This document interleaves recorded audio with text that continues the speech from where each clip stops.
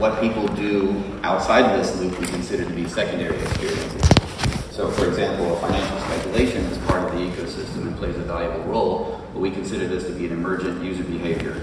The primary reason why collectibles become valuable over time is because of the desire of collectors to buy and own them, and this demand, or the promise of this demand, is what attracts investors and market makers to own them, to buy them.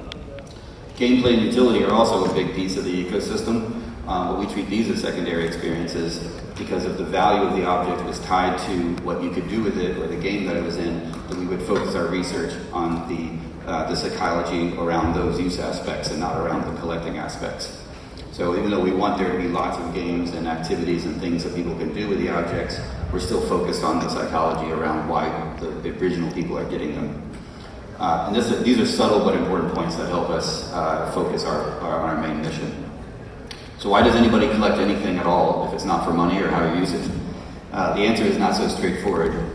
When we interview collectors, many can't come up with a good reason or pinpoint why they actually do what they do. They just like doing it, it's fun, and it makes them happy. But one big thing we've seen over the years is expression of identity. Our collections express part of who we are to others, and more importantly to ourselves, I think. And ownership on its own is a strong form of identity expression. Another thing that is the story, another thing that has emerged is the story behind the collectibles actually matter. When and where I got it, what did I do to get it, who was with me at the time, and some people refer to this as the hunt. And the object story and how I identify with it helps connect me to the specific object, but also connects me to the brand or the character, the artist, the athlete, and connects me to the fandom, which is other people like me. So at home, I have a shelf of Funkos. They don't have any significant financial value that I know about, and I can't really do anything with them. They just sort of sit there. And like a dozen or so Rick and Morty figures greet me when I get home and show up behind me on Zoom calls. And they bring me joy because a collectible is more than just an object. It's a connection to a larger context, the Rick and Morty fandom in this sense.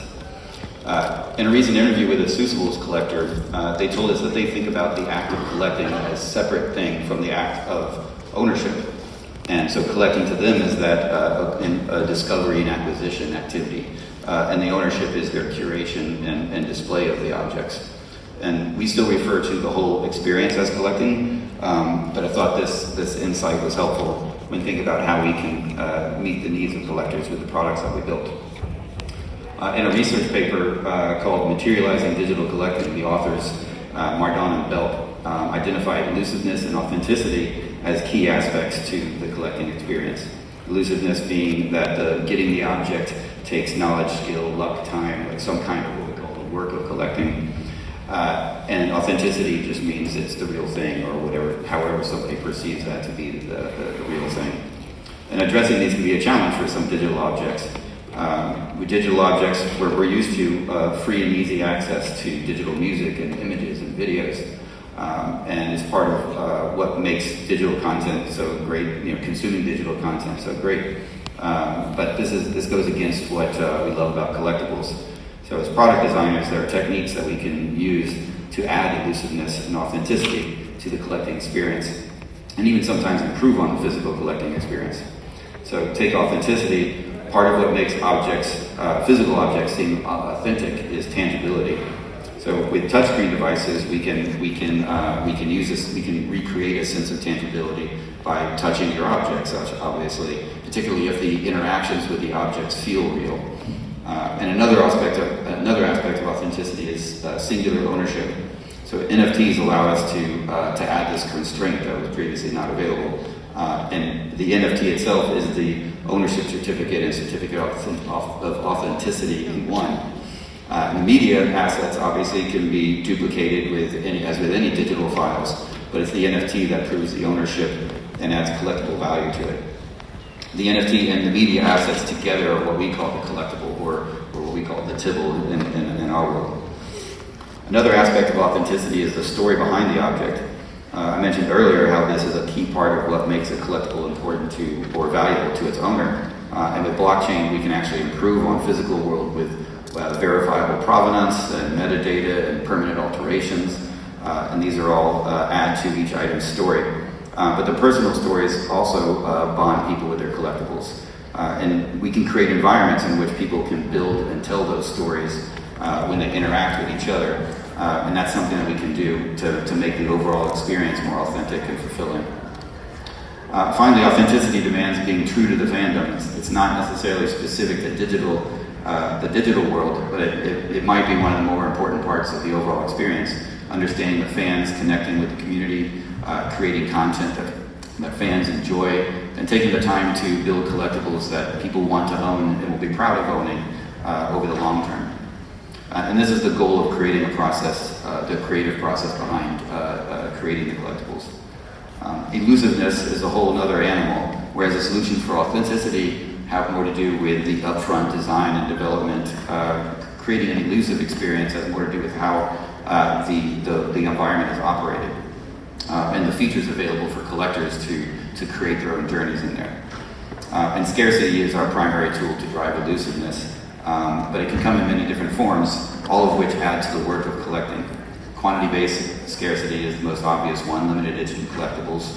But we can also use time as a driver. Collectibles can be available only over a certain amount of time or at certain times of the week or the year. We can use location with geofencing, so that items are only available at sporting events or hobby shops. And even scarcity can be driven by the community. So if something is popular, people want to hold on to it, then it's more scarce in the secondary markets, even if the object itself is not more rare. We can also create environments in which collectors can define scarce collecting goals.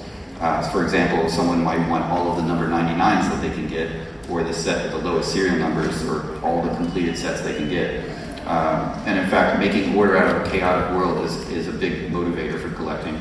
And if we can provide a bit of chaos, add the tools to make order out of it, with the right amount of scarcity to keep collectors in the flow zone, then we may achieve our goal of fulfilling experience.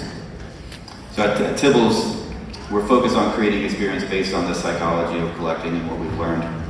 And some of the things that we've implemented in Seussibles are barter-style trading, which creates social bonds and adds to the stories behind the objects, sometimes for better or worse. We have dedicated apps for each target audience, whether it's one brand or one genre, and that allows us to authentically communicate with the fandoms and be authentic to the fans and the brand.